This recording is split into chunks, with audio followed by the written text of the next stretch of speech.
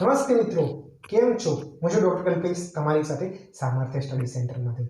મિત્રો, તમે બધાએ જોઈ જ લીધું હશે કે આજનો ટોપિક શું છે. થંબનેલ પરથી જ તમને ખ્યાલ આવી ગયો હશે. અને આપણે આગળના લેક્ચરમાં જે રીતે ચર્ચા કરી હતી દ્વીપો વિશેની, એના જ રિલેટેડ આજનો ટોપિક મેં તમારે લીધો છે, જેનું નામ છે અનક્લોઝ 1982.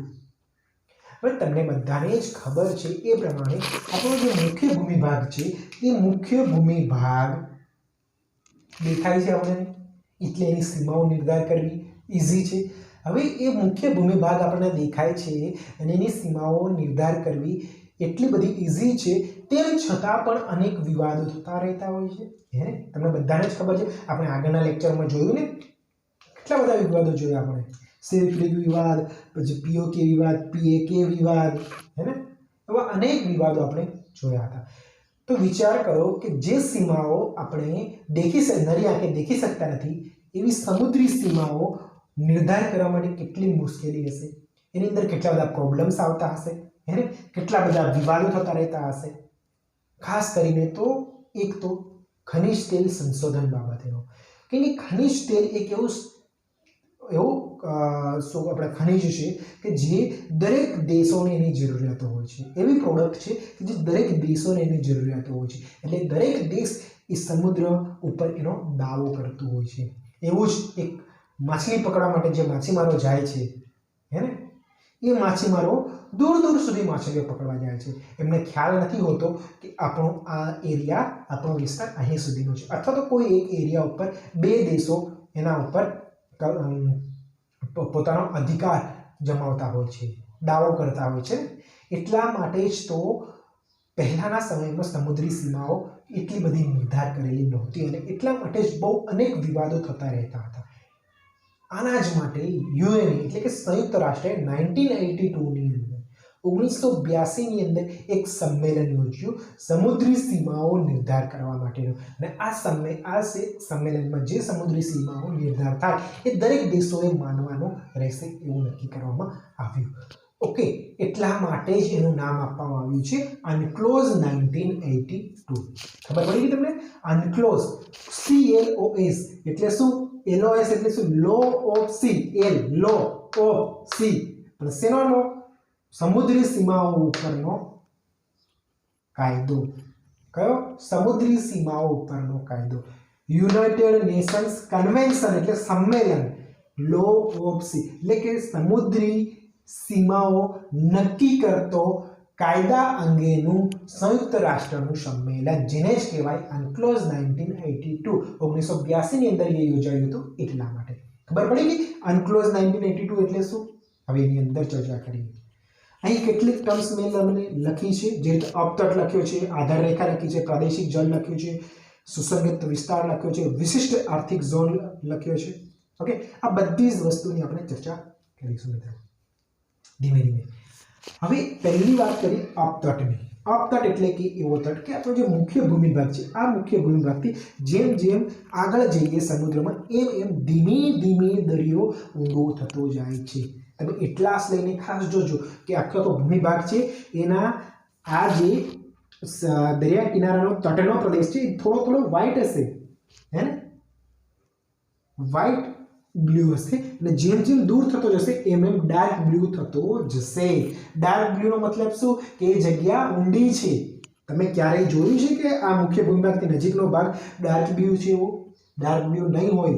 એટલાસમાં ખાસ જોજો તમે, થોડો થોડો વ્હાઈટ હશે. વ્હાઈટ થી જેમ જેમ દૂર થતા જાઓ એમ એમ ડાર્ક બ્લુ થતો જાય છે. એનો મતલબ ઊંડો ઊંડો થતો જાય છે વિસ્તાર. સમજાઈ ગઈ વસ્તુ?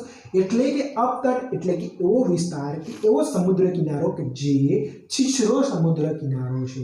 છીછરો એટલે કે બહુ ઊંડો નહીં, બહુ ઊંડો નહીં, એવા છીછરો સમુદ્ર કિનારાને કહેવામાં આવે છે અપતટ.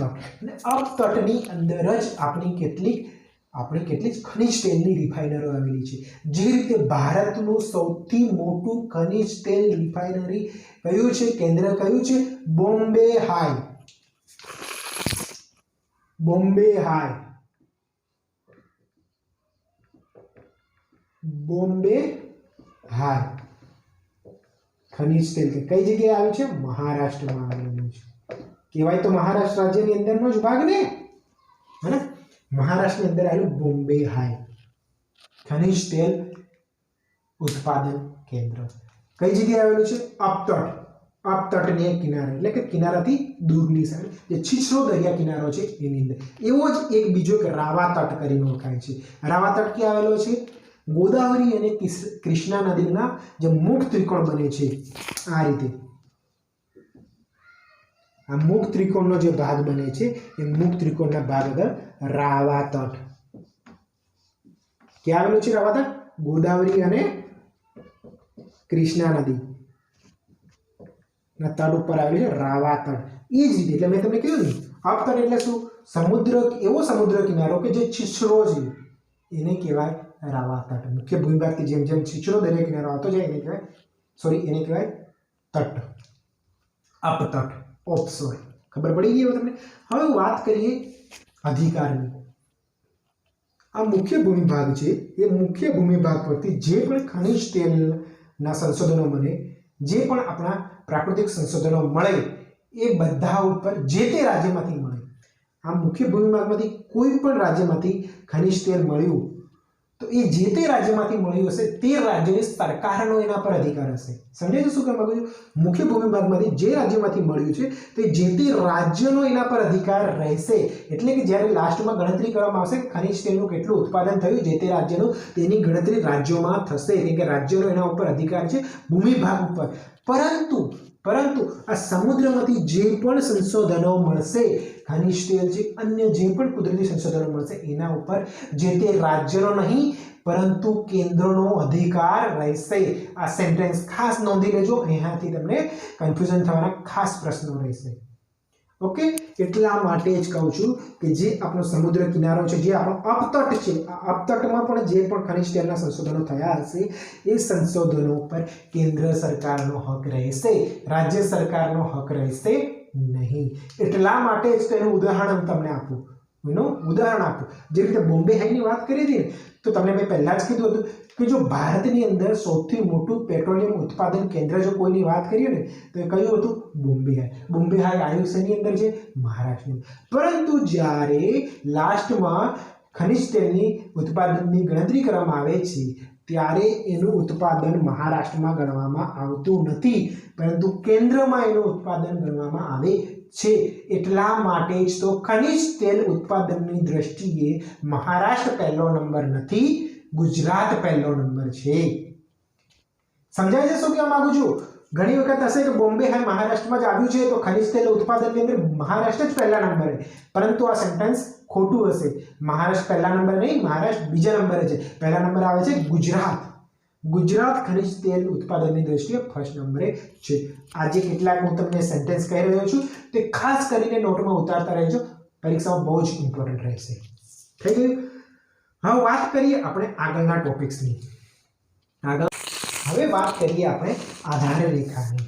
આધાર રેખા તો તમને બધાને જ ખબર છે કે આપણો જે સ્થલીય સીમા જે છે, સ્થલીય સીમા આ રીતની સીધી તો છે નહીં, હે ને? આ રીતની આમ સીધી તો છે નહીં. તમે ગૂગલની અંદર જોઈને ભારતની સ્થલીય સીમા ઝૂમ કરીને જોવાનો ટ્રાય કરજો. એ આ રીતની હશે, આડી તેડી. જો આડી તેડીથી જ આપણે બેઝ લાઈન માપી કરીશું તો અહીંથી જ જો માપવાનું શરૂ કરીશું તો આ જે બાકીની આપણી જે ઝોન આવે છે એ બધા ઝોન પણ આડા તેડા રહેશે. સમજાય છે શું કહેવા માંગુ છું? એ પણ આડા તેડા જ રહેવાના ને. તો એટલા જ માટે સીધી નક્કી કરવા માટે આપણે શું નક્કી કર્યું? એક આધાર રેખા લેવામાં આવી, જેને જ કહેવામાં આવે છે બેઝ લાઈન. બેઝ લાઈન એટલે કે શું? કે બધાની એક જ સીમા એક જ થઈ જાય એ રીતની એક આધાર રેખા નક્કી કરવામાં આવી. દેખાય છે ને આ રીતની આધાર રેખા? એવી જ આ દેખો એક આધાર રેખા. આજે આપણી સ્થલીય સીમા જે છે વાકી તેડી, એને જ ધ્યાનમાં રાખીને આ આધાર રેખા નક્કી કરવામાં આવી છે. એટલે કે આધાર રેખા જે છે એ સીધી રહે, જે આપણી સ્થલીય સીમા છે એને મેળવીને બધાનો ભાગ એક જ થઈ રહે એ રીતે એક સીમા નક્કી કરવામાં આવે, જેને કહેવામાં આવે છે આધાર રેખા, જેને કહેવાય છે બેઝ લાઈન. આ બેઝ લાઈનથી જ હવે આગળની નોટિકલ માઇલ આપણે જોઈશું. ઓકે, આપણી જે સ્થલીય સીમા તો આપણે કિલોમીટર સ્ક્વેરની અંદર માપીએ છીએ, એ જ રીતે જે આપણી જલીય સીમા છે એ જલીય સીમા નોટિકલ માઇલની અંદર માપીએ છીએ. શેની અંદર? Nautical mile. સમજાય છે? Nautical mile. હવે તો આપણે જે અનક્લોઝ 1982 ની અંદર આપણે 3 પ્રકારની સીમાઓ નિર્ધારિત કરી છે. કેટલી? 3 પ્રકારની સીમાઓ. અહીં હું તમને દોરું છું. કઈ કઈ 3 સીમાઓ?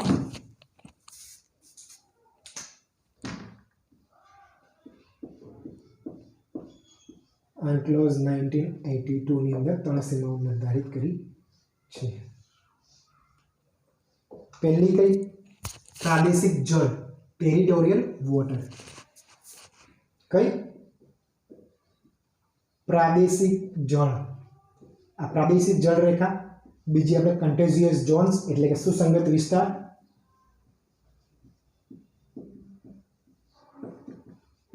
અને ત્રીજું આપણો exclusive economic zone EEZ. Okay, વિશિષ્ટ આર્થિક ક્ષેત્ર. આ આપણા 3 વિસ્તાર, 3 રેખાઓ અનક્લોઝ 1982 ની અંદર નિર્ધારિત કરવામાં આવી છે. પ્રાદેશિક જળ જેને જ કહેવામાં આવે છે ટેરિટોરિયલ વોટર, બીજું છે સુસંગત વિસ્તાર એટલે એને જ કહેવામાં આવે છે કન્ટેજિયસ ઝોન, અને EEZ એટલે કે એક્સક્લુઝિવ ઇકોનોમિક ઝોન, વિશિષ્ટ આર્થિક ક્ષેત્ર. ઓકે, આ 3 રેખાઓ હવે જોઈએ આપણે.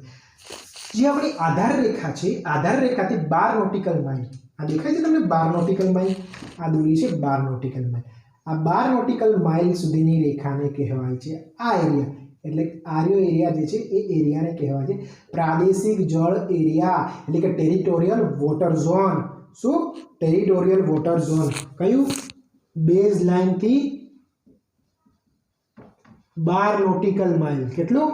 ખાસ માં આ યાદ રાખજો, 12 નોટિકલ માઇલ. 12 નોટિકલ માઇલ થઈ ગયો એરિયા, ખબર પડી ગઈ? 12 બેઝ લાઇન થી, આ બેઝ લાઇન છે, બેઝ લાઇન થી 12 નોટિકલ માઇલ એરિયાને કહેવામાં આવે છે પ્રાદેશિક જળ અથવા ટેરિટોરિયલ વોટર. તો આની અંદર શું ફરક આવે છે આપણે જોઈએ થોડી વાર. વાત કરીએ સુસંગત વિસ્તાર, જેને કહેવાય કન્ટિજિયસ ઝોન. શું? કન્ટિજિયસ ઝોન એટલે કે વાત કરીએ તો આપણો જે બેઝ લાઇન છે, બેઝ લાઇન થી 24 નોટિકલ માઇલ. કેટલા? 24 નોટિકલ માઇલ બેઝ લાઇન કહેવાય. આની અંદર ખાસ વિધાનો યાદ રાખજો, આની અંદર વિધાનોમાં ખાસ ફરક પડશે. બેઝ લાઇન થી 24 નોટિકલ માઇલ દૂર આ રેખાને કહેવામાં આવે છે સુસંગત વિસ્તાર રેખા, અથવા તો શબ્દો સમજો, ટેરિટોરિયલ વોટર રેખાથી, ટેરિટોરિયલ વોટર રેખા એટલે કઈ છે? આ થઈ ગઈ ટેરિટોરિયલ વોટર રેખા, એટલે આ થઈ ગઈ આ ટેરિટોરિયલ વોટર લાઇન, એનાથી 12 નોટિકલ માઇલ દૂર. ને આમ જોઈએ તો આ 12 અને આ 12 એટલે થઈ ગયા 24. એટલે કે બેઝ લાઇન થી 24 નોટિકલ માઇલ દૂર, અથવા તો ટેરિટોરિયલ વોટર લાઇન થી 12 નોટિકલ માઇલ દૂર. બેઝ લાઇન થી કેટલી? 24 નોટિકલ માઇલ દૂર. અને પ્રાદેશિક જળ વિસ્તારથી કેટલી? એટલે કે ટેરિટોરિયલ વોટર થી કેટલી? 12 નોટિકલ માઇલ દૂર. સમજણ પડી ગઈ? બે વિધાનો આપેલા હોય તો આ રીતે થશે. ટેરિટોરિયલ વોટર થી 12 નોટિકલ માઇલ દૂર અને બેઝ લાઇન થી 24 નોટિકલ માઇલ દૂર સુધીનો એરિયા. હવે આપણા બેઝ લાઇન થી 200 નોટિકલ, આ જે ખરો ને આ બેઝ લાઇન થી 200 નોટિકલ દૂર, આ 200 નોટિકલ દૂર સુધીના એરિયાને કહેવામાં આવે છે EEZ, એક્સક્લુઝિવ ઇકોનોમિક ઝોન, વિશિષ્ટ આર્થિક ક્ષેત્ર. એને જ કહેવામાં આવે છે ઇકોનોમિક, એક્સક્લુઝિવ ઇકોનોમિક ઝોન. એટલે કે બેઝ લાઇન થી 200 નોટિકલ માઇલ. સમજાઈ ગયું એરિયાસ? 12 દૂની 24 અને 24 ને 200. થઈ ગયો ફરક? હવે આની અંદર શું શું અધિકારો પ્રાપ્ત થયેલા છે એની વાત કરીએ.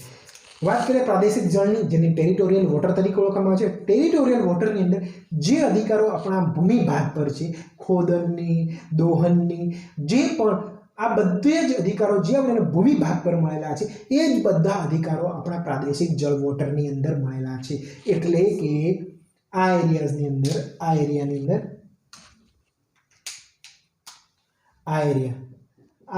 અંદર આપણે બધા જ કામો કરી શકીએ છીએ, જે કામો આપણે ભૂમિ ભાગ પર કરી શકીએ છીએ. ભૂમિ ભાગ પર કરવામાં આવતા કામો, બધા જ કામો આપણે આ એરિયાની અંદર કરી શકીએ છીએ. સમજાઈ ગયું? સ્પેશિયલી કોઈ નથી, જે ભૂમિભાગ પર આપણે કાર્યો કરી શકીએ છીએ એ બધા જ કાર્યો આપણે પ્રાદેશિક જળ વોટર એટલે કે ટેરિટોરિયલ વોટરની અંદર કરી શકીએ છીએ. હવે વાત કરીએ આપણે કન્ટિગ્યુઅસ ઝોન વિશેની. સુસંગત વિસ્તાર. સુસંગત વિસ્તાર એટલે મેં તમને પહેલાં જ કહ્યું એ પ્રમાણે આપણા બેઝ લાઇનથી માંડીને 24 નોટિકલ માઇલ, આ જે આ એરિયા દેખાઈ રહ્યો છે જે મેં માર્ક કરી રહ્યો છું, આ એરિયાસ 24 નોટિકલ માઇલ, બેઝ લાઇનથી 24 નોટિકલ માઇલ. અને જો એવું પૂછવામાં આવે કે ટેરિટોરિયલ વોટર લાઇનથી કેટલા, તો 12 નોટિકલ માઇલ. એ એરિયાઝને કહેવામાં આવે કન્ટિગ્યુઅસ ઝોન. તો કન્ટિગ્યુઅસ ઝોનની અંદર આપણે શું અધિકારો પ્રાપ્ત થયેલા છે? પહેલું તો અહીંથી કોઈ વહાણ આવે, કોઈથી કોઈ જહાજ આવે તો એની પાસેથી આપણે ટેક્સ વસૂલી શકીએ છીએ, આપણે સાફ સફાઈ કરી શકીએ છીએ. પરંતુ અહીંથી જહાજ એન્ટર થાય પછી જો ભૂલથી જહાજ અહીંથી આમ પાછું વળી જાય તો આપણે એની પાસેથી ટેક્સ વસૂલી શકતા નથી. આ એરિયાની અંદર આપણે સાફ સફાઈ કરી શકતા નથી. સમજણ પડી ગઈ? હવે શું એક તો સાફ સફાઈ કરી શકીએ છીએ આ એરિયાની અંદર આપણે, બીજું ટેક્સ વસૂલી શકીએ છીએ, કસ્ટમ ડ્યુટી લગાવી શકીએ છીએ. આ બધા જ વસ્તુઓ આપણને આ 24 નોટિકલ માઇલવાળા એરિયાની અંદર મળી રહી છે. ખબર પડી ગઈ તમને? હવે કન્ટિગ્યુઅસ ઝોનની અંદર આપણે કયા કયા અધિકારો, પહેલાં તો આપણે અહીંથી જહાજ જો જાય તો એની પાસેથી કસ્ટમ ડ્યુટી વસૂલી શકીએ છીએ, ટેક્સ વસૂલી શકીએ, આટલા એરિયાની અંદરનો સાફ સફાઈ કરી શકીએ છીએ, પ્રદૂષણને આપણે નાથી શકીએ છીએ. આ બધી વસ્તુ આપણે સુસંગત વિસ્તારની અંદર કરી શકીએ છીએ. હવે વાત કરીએ exclusive economic zone. Exclusive economic zone એટલે કે આપણી બેઝ લાઇનથી 200 નોટિકલ માઇલ દૂર સુધીના એરિયાને કહેવામાં છે કયો? વિશિષ્ટ આર્થિક ક્ષેત્ર એટલે એક્સક્લુઝિવ ઇકોનોમિક ઝોન. ઓકે, મેં તમને પહેલાં જ કીધું એ પ્રમાણે આ એરિયા જે ખરો, આટલો એરિયા, આ એરિયા આપણો થઈ ગયો. દેખો હું દોરી રહ્યો છું. આને કહેવામાં આવે છે EEZ, exclusive economic zone. Okay, હવે આ એરિયાની અંદર જો જહાજ અહીંથી પાછું વળી જાય તો આપણે ટેક્સ વસૂલી કરી શકતા નથી. ઓકે, કસ્ટમ ડ્યુટી વસૂલ કરી શકતા નથી. ઓકે, આની અંદર આપણે પ્રદૂષણને એ કરી શકીએ નહીં, મતલબ કે સાફ સફાઈ કરી શકીએ નહીં. પરંતુ કરીશું શું શકીએ? પહેલું તો નવા દ્વીપોનું નિર્માણ કરી શકીએ. લખતા રહેજો, નવા દ્વીપોનું નિર્માણ. બીજું શું? જેટલા પણ આપણા કુદરતી સંશોધનો છે એ કુદરતી સંશોધનો કરી શકીએ છીએ. જેટલા પણ કુદરતી સંશોધન, ખનિજ તેલ છે, જેટલા પણ બધી વસ્તુ કરી શકીએ છીએ. વૈજ્ઞાનિક સંશોધનો પણ કરી શકીએ છીએ.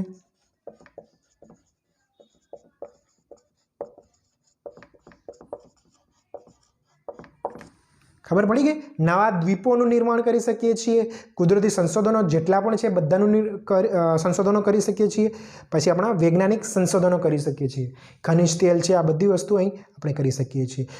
આ એરિયાઝ ઉપર જે તે દેશો ઓનલી અને ઓનલી જે તે દેશોનો જ અધિકાર રહેશે. ખાસ સમજજો, આ જેટલા 200 નોટિકલ માઇલવાળા એરિયા જે છે એ એરિયાની અંદર આ જેટલા પણ સંશોધનો મળશે અથવા તો દ્વીપોનું નિર્માણ કરવાનું છે એનો અધિકાર ઓનલી ને ઓનલી જે તે દેશોનો જ અધિકાર રહેશે. પરંતુ અન્ય દેશોને શું શું અધિકારો રહેલા છે? એક તો પોતાના વાયર, કેબલ અથવા તો સબમરીન રાખી શકે છે. અન્ય દેશોને કયા કયા?